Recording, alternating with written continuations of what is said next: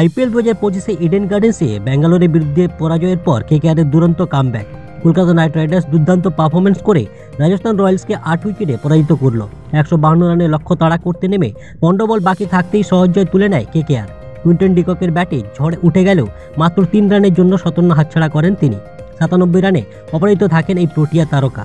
সুনীল নারিনের অনুপস্থিতিতে এদিন মোয়েন আলীর সঙ্গে ওপেন করতে নামেন ডিকক। তবে মোয়েন আলী মাত্র 5 রান করে আউট হন। এরপর আজিঙ্কা রাহানে 18 রান করে আউট হলেও ডিকক এক প্রান্ত আঁকলে রেখে বিধ্বংসী ব্যাটিং চালিয়ে যান। 36 বলে অর্ধশতরান পূর্ণ করার পর ম্যাচের শেষ দিকে দ্রুত রান তুলতে থাকেন তিনি। তরুণ অঙ্গক্রিস রঘুবংশী তাকে দুর্দান্ত সঙ্গ দেন, যা কেকেআরের সহজ জয়ের পথে এগিয়ে দেয়। এর আগে রাজস্থান রয়্যালস প্রথমে ব্যাট করতে নেমে 151 রানে অল আউট হয়। ওপেনার যশস্বী জয়সওয়াল ভালো শুরু করলেও সঞ্জু স্যামসন 13 রানে আউট হন। পাওয়ার প্লেতে 54 রানে তোলে রাজস্থান। তবে স্পিনারদের দাপটে মিডল ওভারে রান তুলতে নাকানি চৌবানি খেতে হয় তাদের।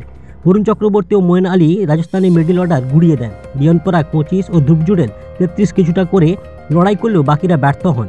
শেষের দিকে জোফ্রা আর্চার 16 রান করে দলের স্কোর 150 পার করান। তবে কেকেআরের বোলিং আক্রমণ ছিল দুর্দান্ত। বরুণ, মঈন, হর্ষিত রানা ও স্পেন্সার জনসন প্রত্যেকে গুরুত্বপূর্ণ উইকেট শিকার করেন। এরকম ক্রিকেটে খবর পেতে চ্যানেলটিকে সাবস্ক্রাইব করে পাশে থাকুন।